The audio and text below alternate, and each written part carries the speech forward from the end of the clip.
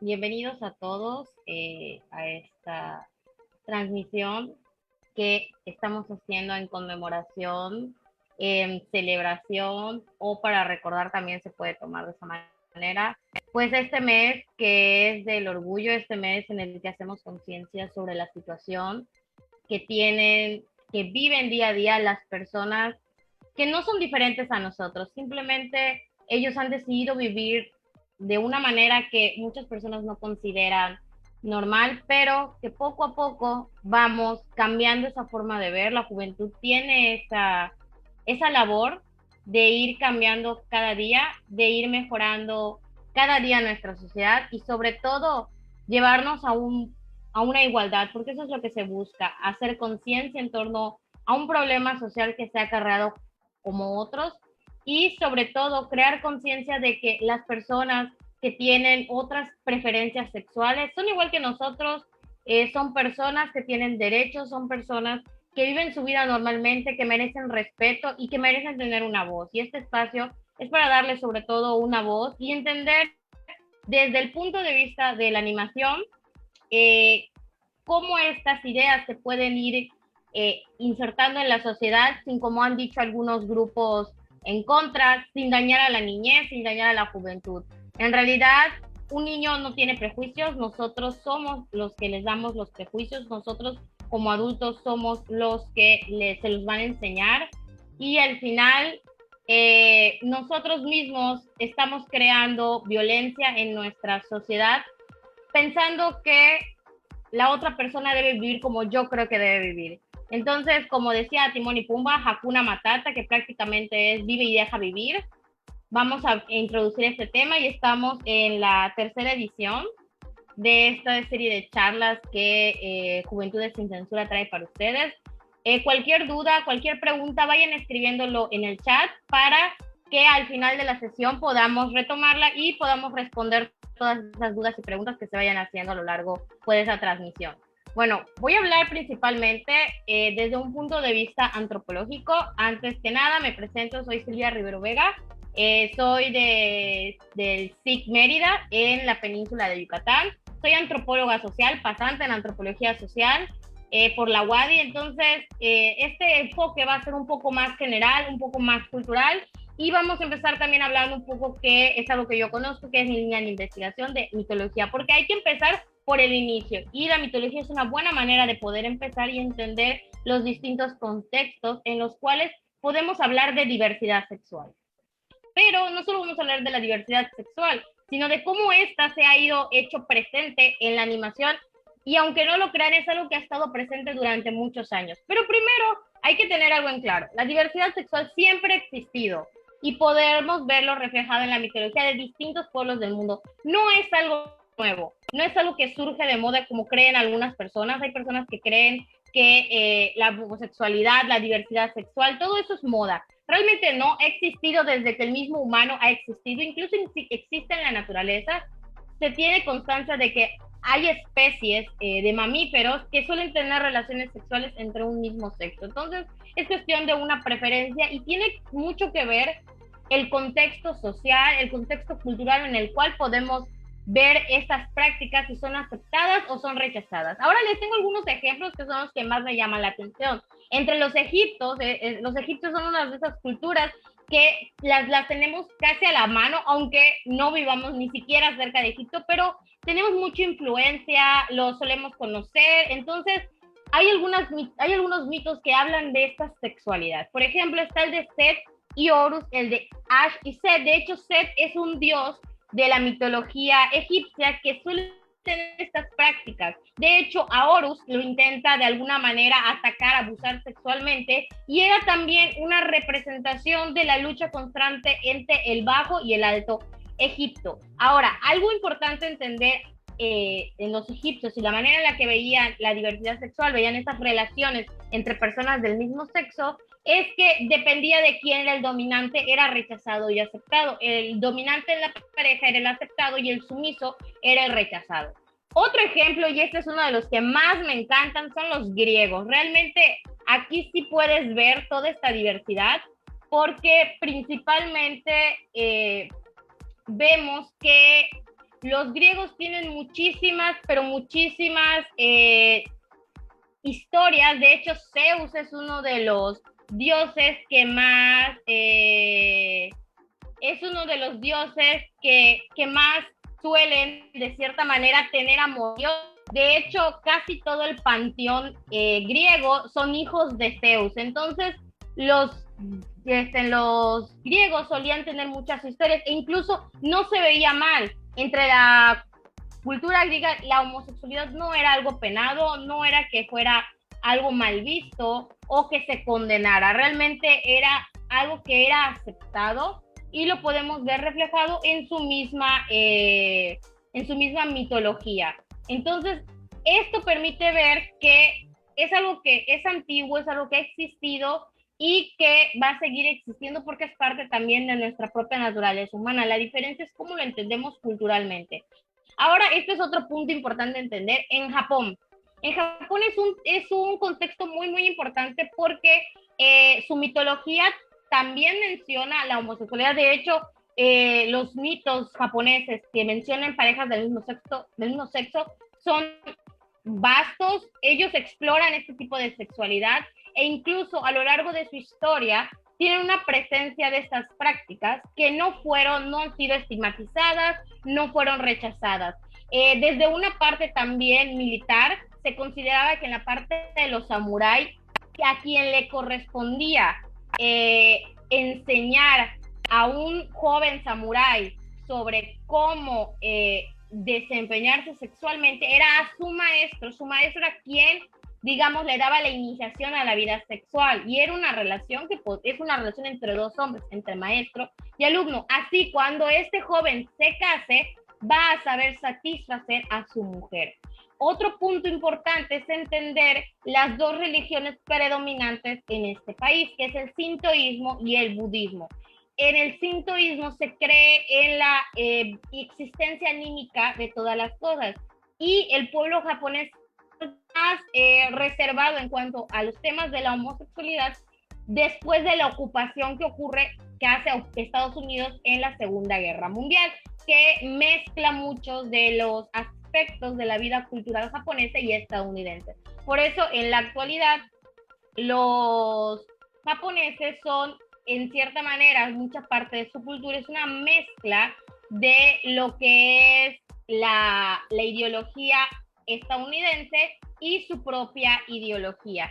Entonces, también podemos hablar de que, digamos que para cerrar este punto, hablamos de que la homosexualidad, la diversidad sexual, todo esto no es algo nuevo, es algo que siempre ha existido. Muchos pueblos, muchas culturas de todas partes del mundo identificaban estas prácticas, fueron parte de su desarrollo cultural, e incluso muchas culturas desarrollaron esta idea de que existía más de un género.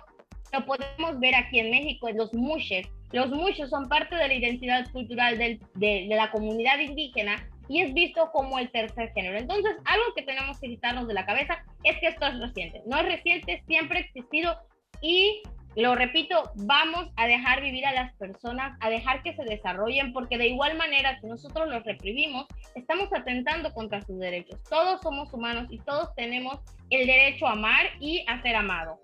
Ahora vamos a hablar un poquito del contexto de lo que es la animación. Hay que entender que existen dos grandes de la animación. La animación occidental, que es la animación producida en Estados Unidos o al estilo de Estados Unidos. En la actualidad se ha diversificado un poco.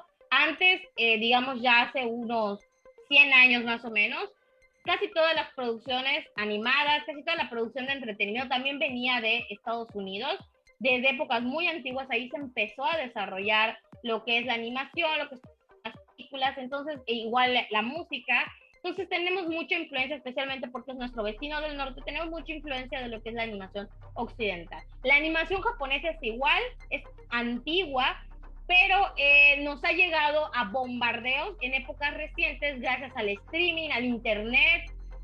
Antes, pues la televisión abierta se trae unas series como Dragon Ball, Inuyasha, Sailor Moon, Sakura Card Captor, Los Caballeros del Zodiaco, solían traerlas y eso es lo que llevó a un grupo de personas, principalmente a ser ellos llamados otaku, los que les gusta el anime. Pero ¿por qué entender estos dos contextos de animación? Son dos culturas completamente distintas. La cultura occidental está permeada más por el cristianismo, el cual entre su ideología está no aceptar la diversidad sexual como tal. Y por el otro lado tenemos a la animación japonesa, que tiene una cultura más sintoísta en el que, como mencioné, realmente aceptan la homosexualidad, pero su propia cultura ha cambiado debido a la ocupación estadounidense, de la cual se llevó a cabo después de la Segunda Guerra Mundial. Cuando Japón es derrotado, los estadounidenses se hacen cargo de la isla y empieza a haber una mezcla cultural. Entonces, en la actualidad no es que la homosexualidad no sea algo normal, que la diversidad sexual no sea algo normal.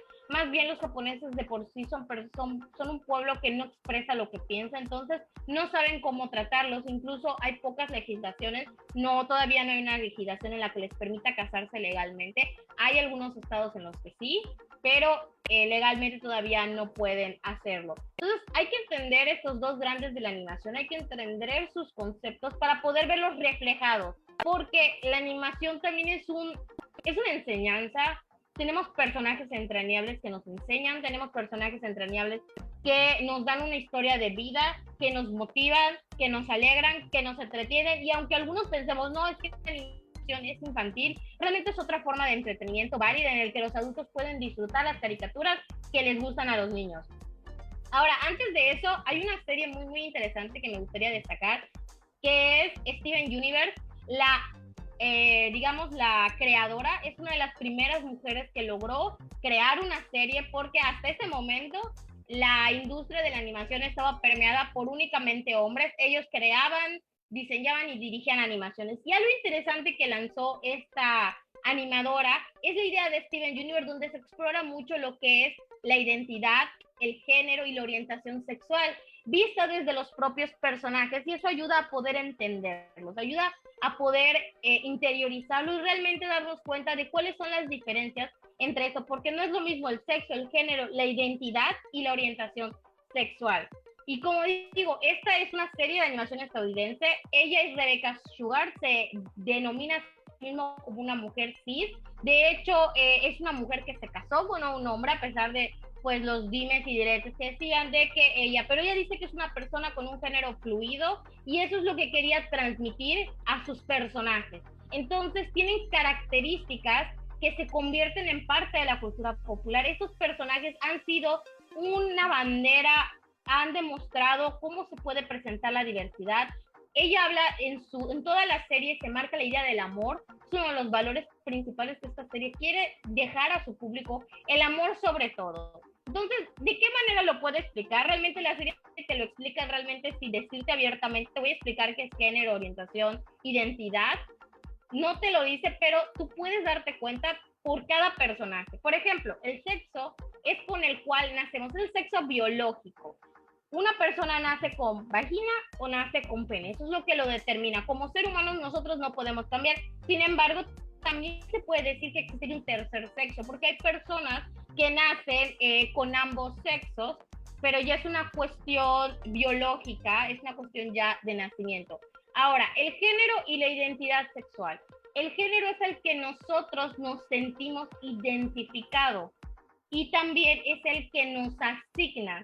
Normalmente, dependiendo del sexo por el cual nacemos, se nos asigna un género y se nos dice cómo debemos vestir, comportarnos, cómo debemos actuar ante la sociedad. Ese es el género, pero también nosotros, toda la serie se marca el género al que queremos pertenecer. Queremos ser femeninos, queremos ser masculinos, queremos ser fluctuantes.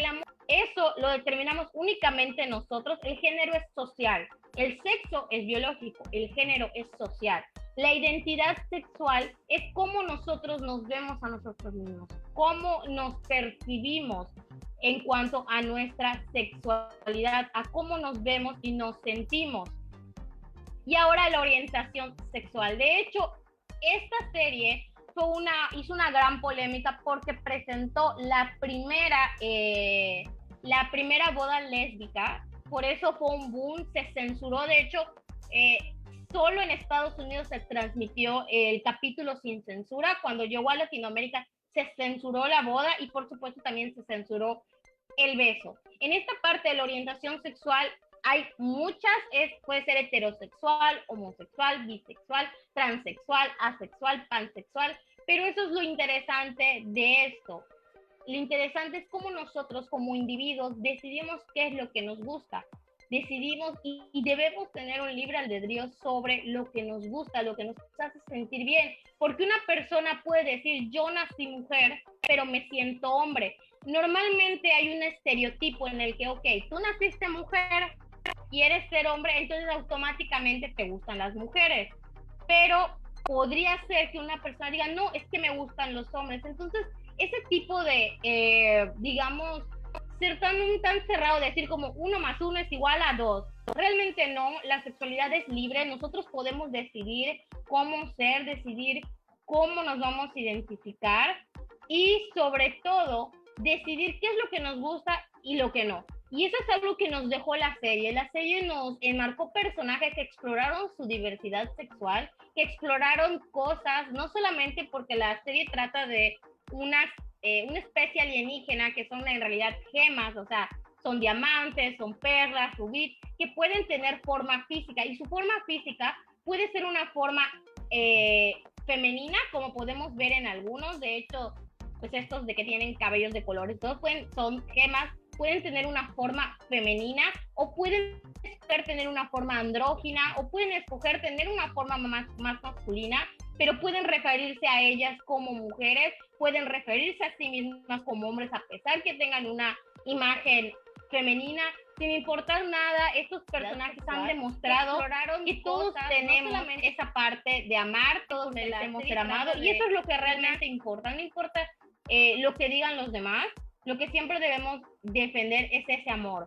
Ahora vamos a hablar de el anime versus el manga, cómo de esta manera han presentado estas dos ideas. Hay que entender primero lo cultural, es exclusivo entender lo cultural. ¿Por qué? Porque esto va a permear las ideas de los mismos animadores. Aquí, de un lado, podemos ver los clásicos de Cartoon Network, que es lo que muchos vieron, y es una época en la cual hubo una pequeña liberación, ahorita lo vamos a ver, y del otro lado vamos a ver Sin Fin de Anime, que tiene muchísimos personajes, han explotado la sexualidad y lo han convertido en parte de su mundo, de su industria, y de igual manera han presentado un sinfín de personajes con los cuales cualquier persona se puede sentir identificado, cualquier persona puede seguir sus pasos, ser un ejemplo a seguir. La animación occidental, digamos que el pionero fue Disney, y Disney hacía algo muy curioso con sus villanos clásicos. Eso es lo que está intentando dejar de hacer, pero hizo. Los villanos clásicos eran estereotipos, o sea, son malos porque sí, no tienen una razón de por qué son malos, son solo malos porque son malos. Entonces aquí podemos ver algunos ejemplos en los que estereotipaban ciertos aspectos. Es, por ejemplo, las villanas de Disney son malas madres, malas mujeres. Entonces quiere decir de que si tú no quieres ser como una villana Disney, tienes que ser como la princesa, tienes que ser femenina, tienes que arreglarte, etcétera, etcétera. Pero vemos, por ejemplo, el villano de Úrsula, la manera en la que la pintan es de cierta manera grotesca, pero este villano fue inspirado, su comportamiento, su forma de hablar, su diseño en sí fue inspirado de una Dark Queen. Entonces, es una manera de decirle a la gente, no, mira, es que los gays, es que esto son malos, entonces no tienes por qué ser ellos.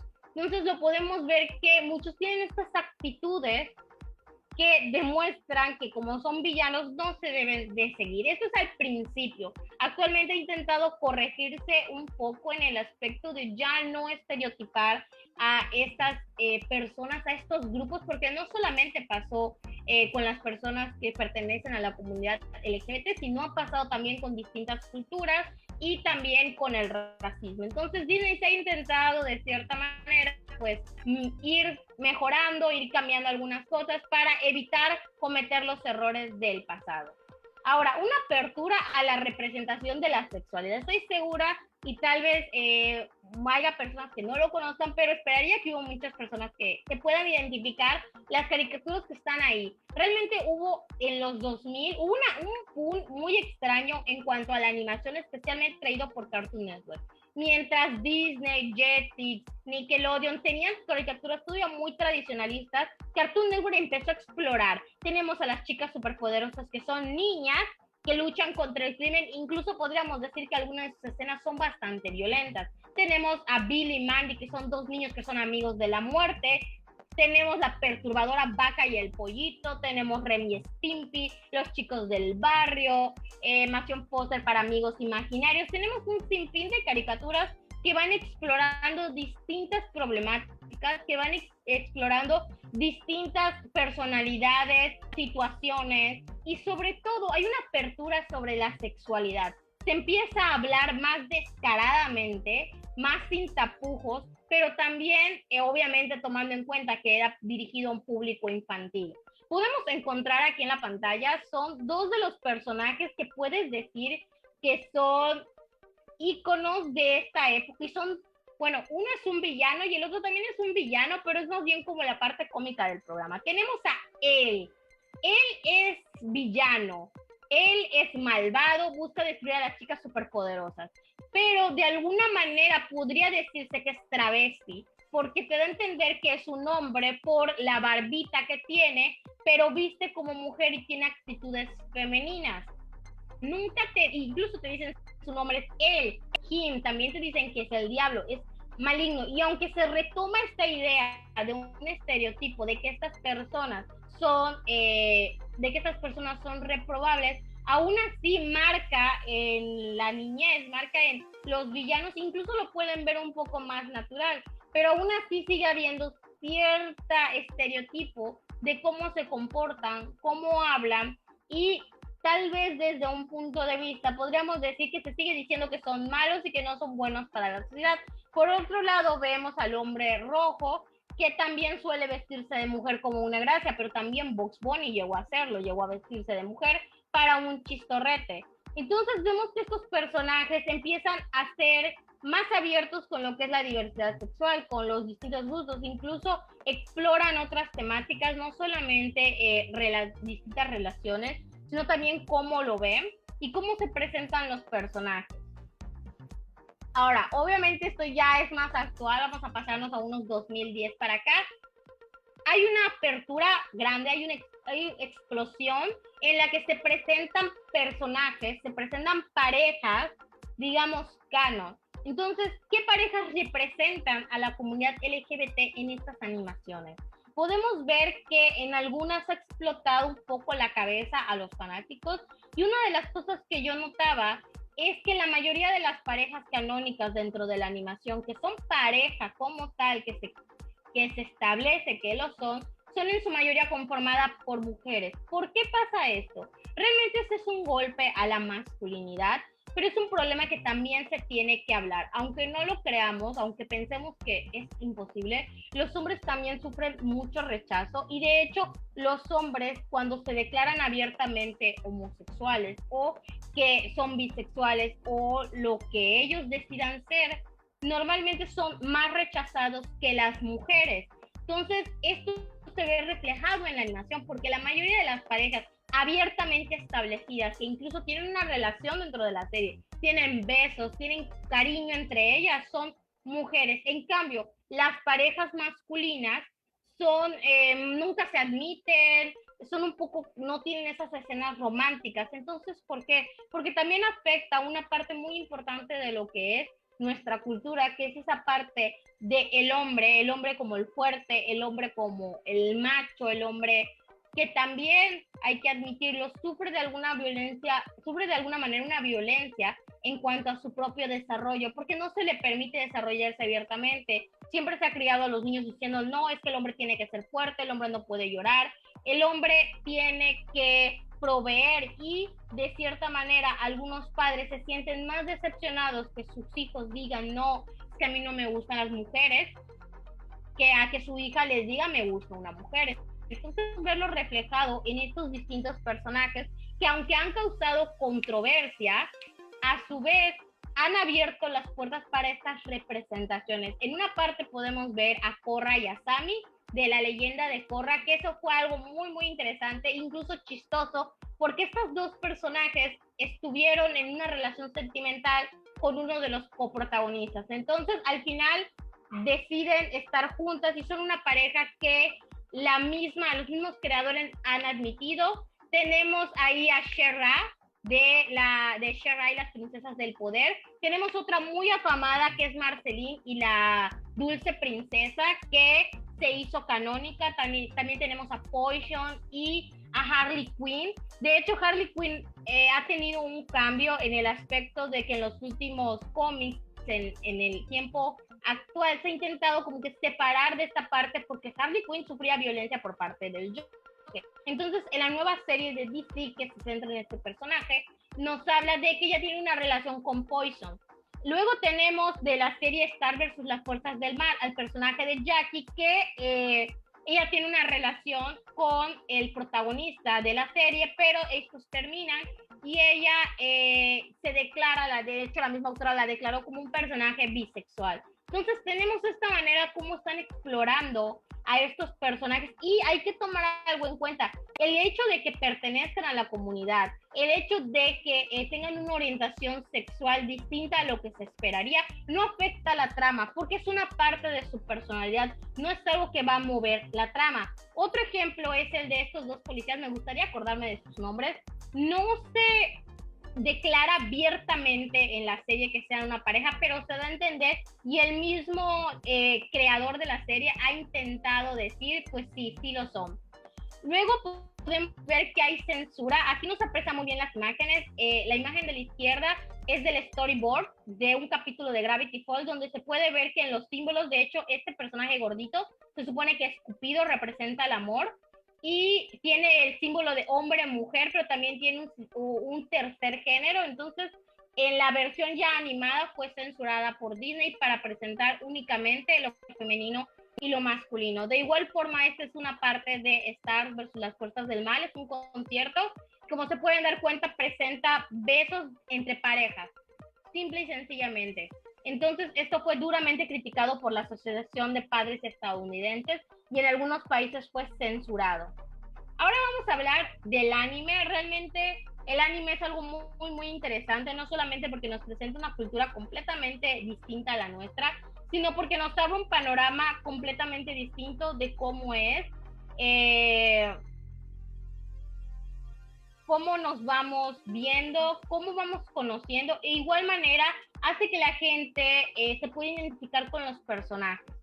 En el anime hay muchos géneros, realmente sería casi todo un live de bastante tiempo poder explicar los distintos géneros. Hay que entender esa parte. El sintoísmo juega una parte importante en cómo cómo el anime retrata cultura, tradición, porque eso es algo muy importante del anime, se retrata mucha cultura y tradición del Japón antiguo, del Japón actual, y el sintoísmo tiene una versión animista del mundo. Ahora, algo a entender es, el anime es una adaptación de un material, ya sea un manga, una novela ligera, cómic web, una trama original, y tiene múltiples estilos, gustos, hay para todos. Creo que si una persona se pone a explorar, va a encontrar un anime que sea a su gusto. Ahora, algo para entender muy claro esto, es también la sexualidad que hay en la animación japonesa, que se explora a través de distintos géneros. Hay que entender algo en la cultura. La cultura japonesa tiende a, de cierta manera, tener presente la sexualidad, pero también hay un problema muy grande. De hecho, hasta el 2014 la pornografía infantil era legal siempre y cuando no se produjera en el país. Eso abría obviamente puertas a lo que es muchas bandas delictivas que producen fuera del país, fuera de Japón, producen pornografía y la distribuyen. De igual forma, hay que entender, hay una relación grande entre esta necesidad de la sexualidad en este tipo de productos, en el anime, y la parte de la inseguridad masculina que existe en Japón. Es un país en el que los hombres se sienten inseguros al buscar parejas y se refugian en estos personajes de animes, porque tenemos también a las loli. Las loli son mujeres adultas que parecen niñas. Es un género que es muy consumido. Hay que entender que existen dos clases de géneros que van a estar muy presentes y que exploran la diversidad sexual. Tenemos primero el ecchi, que se refiere a algo erótico y lascivo, es algo pervertido, son connotaciones sexuales que aparecen dentro de las series, dentro de la animación. Y tenemos el hentai. El hentai prácticamente son narrativas pornográficas y es algo que se presenta en la animación constantemente. Ahora, entre el hentai está distintos géneros, que es el yaoi, que es lo homosexual, es hombre con hombre, tenemos el yuri, que es lésbico, y tenemos el loli, que es de menores. En este aspecto podemos entender que hay una necesidad cultural también de presentar este tipo. De hecho, Japón es el país de los fetiches. Hay servicios que te permiten poder cumplir tu fetiche, pero lo presenta de una manera muy natural. Muchas personas creen que el anime presenta de una manera enferma y escabrosa a la diversidad sexual, y en realidad no. Hay muchos personajes que son homosexuales, que son lesbianas, pansexuales. Hay muchos personajes que exploran su sexualidad, como digo, sin afectar la trama. No se obliga a que seas, y esa es una de las constantes que tenemos que cambiar.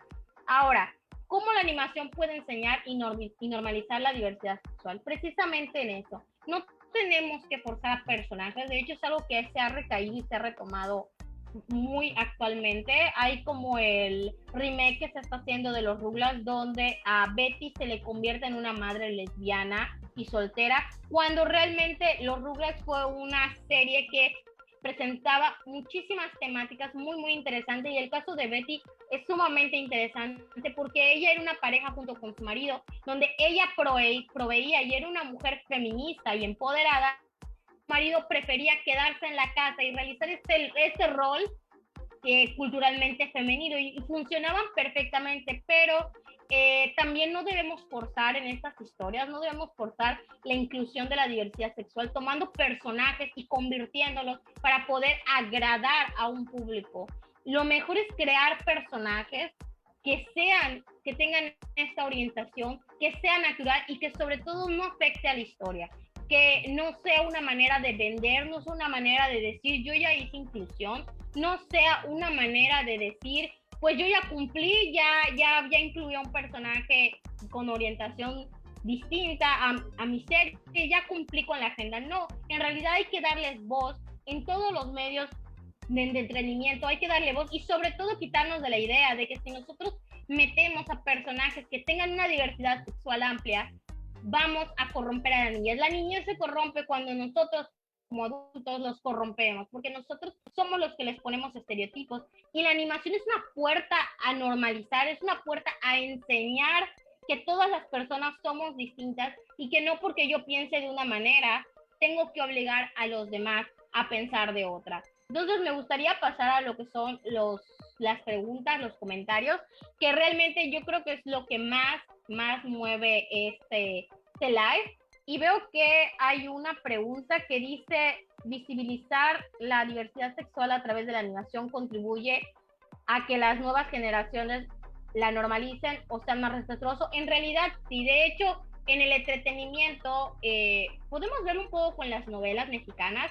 En las novelas mexicanas han perpetuado ciertos estereotipos en el que el gay es raro, es malo, está en contra. Ha perpetuado estereotipos de todos somos católicos, cuando no, hay una enorme diversidad religiosa que tenemos que aceptar, que tenemos que respetar. También ha perpetuado esta idea del rico, el rico y el pobre, entonces del blanco y el rubio. Entonces este entretenimiento perpetúa estereotipos dentro de la sociedad, y la animación, con su capacidad de explorar historias, con su capacidad de creación de personajes, claro que va a contribuir y va a ayudar a poder normalizar y a enseñar a los chicos a ser respetuosos, a los niños a poder respetar, porque no es una cuestión de que nosotros les metamos de golpe, no, mira, es que no tenemos que meterles de golpe nada, ellos solitos se dan cuenta. Uno de los peores errores que podemos cometer como adultos es creer que los niños no entienden. Los niños, claro que entienden, y de hecho los niños entienden mejor que los adultos. Otra de las preguntas es, ¿qué opinas que actualmente forzan a muchos personajes en las nuevas adaptaciones de películas? Realmente es un error, como digo, tienen que crear personajes, no rehacer personajes. Es lo mismo que sucede con esta inclusión racial que se está intentando hacer, de que convierten a personajes a otra raza. Hay que quitarnos de esa idea. Se dice raza por el pópulo, para que la gente lo entienda, pero no, el humano no tiene raza. El humano, todos somos homo sapiens, que tenemos variaciones de colores, es lo único, pero realmente no está bien convertir a un personaje que antes no era de la comunidad a convertirlo ahora de la comunidad, porque también muchas la industria del entretenimiento va a usar cualquier cosa para vender, para atraer. Entonces no está bien hacer esto, porque a veces lo hacen para cumplir con esta agenda moral que se cree tener de, mi serie tiene que tener a una persona de la comunidad para que pueda ser aceptada. Entonces, no, creen personajes. Eso es lo que tenemos que hacer. Crear personajes y no convertirlos. Entonces, es más apropiado crearlos que agarrar a uno y decir, bueno, este va a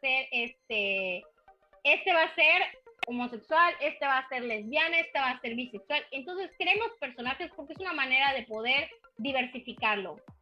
No sé si hay otra pregunta. Ok, las personas se preocupan porque los hijos se van a volver homosexuales por ver caricaturas con personajes. Claro que no se van a volver homosexuales. Realmente está comprobado de que una persona, no porque diga, yo quiero ser homosexual porque vi que un personaje es homosexual, se va a convertir. No es verdad, o sea, cada quien tiene sus propios gustos, tiene el derecho a explorarse, pero no hay que creer que porque en una serie salen gays, salen parejas gays, significa que los niños se van a convertir en gay. De hecho, uno de nuestros mayores problemas en cuanto a la sexualidad es que nosotros, principalmente la cultura latina, lo vemos como un tabú. En cambio, si nosotros habláramos más abiertamente de la sexualidad, podríamos evitar violaciones, podríamos evitar el acoso, podríamos tener personas más conscientes, porque estamos creando, podríamos incluso disminuir los embarazos si hacemos más consciente la sexualidad, y sobre todo decir, no porque igual lo piensan, de que si una persona convive, un niño convive con homosexuales, se va a volver automáticamente homosexuales. Claro que no, y hay testimonios de muchas personas que dijeron, yo lo intenté y la verdad no me gustó. Entonces también tenemos que pensar que no porque vean eso significa que se van a volver. Incluso los niños lo ven de una manera más normal. Sí, a veces se van a preguntar si o alguna persona que me esté viendo, su hijo llega a ver alguna pareja homosexual en una caricatura y les preguntan por qué hombre con hombre o mujer con mujer. Ustedes respondan, porque aman, y el amor es lo que importa. O sea, no importa si es hombre o mujer o lo que sea, el amor es lo que importa. Otra pregunta, no sé, veo alguna. Realmente esta es la idea. La animación nos abre muchas puertas, nos permite hablar de muchísimos temas y sobre todo nos permite explorar muchos patrones, nos permite explorar personalidades y nos permite dejar una marca en una sociedad, porque estoy segura de que aquí muchos irán pensando y a raíz de esta charla irán pensando en muchos personajes que fueron parte de su infancia. La infancia es la parte crucial para formar a la persona, formarla. Tú vas a decidir, lo vas a hacer lleno de prejuicios. Hay caricaturas en México que tengan ejemplos de libertad. Realmente la animación mexicana no es que sea pobre, sino es muy poca, pero no, realmente no hay ejemplos. Hay más ejemplos, así que ves, en las novelas. De hecho, uno de los últimos ejemplos que podemos ver en las novelas fue, creo que se llamaba Mi marido tiene familia, donde presentaba una pareja de jóvenes gay y hablaba sobre esta transición que ellos hacían entre decirle a sus parejas la aceptación, el amor que se tienen en ellos, pero es que realmente la animación mexicana no es tan, digamos, no está tan desarrollada. La mayoría de series animadas que nos llegan, pues fue como El Chavo del Ocho, fue una de las más famosas y las que recuerdo. Normalmente nos llegan más lo que es la animación japonesa y la animación occidental estadounidense. Debería haber más animación mexicana, debería explorarse más, pero se explora más este tema en las novelas. Principalmente hay una, te digo, esta de mi marido tiene más familia, algo así se llama la novela, y de Las tontas no van al cielo fue otra novela que también exploró esta faceta y de cierta manera, de alguna manera, criticó la idea, el estereotipo que se tenía de la persona, aunque también lo burlan un poco, lo usan algo como irrisorio, pero también de cierta forma ayudan a que la gente lo pueda entender. Ahorita se está aceptando un poco más, de hecho creo que ayer hubo la noticia de que en Sonora aprobaron el matrimonio igualitario y es una lucha que se está haciendo constantemente y es una lucha en la que todos tenemos derechos.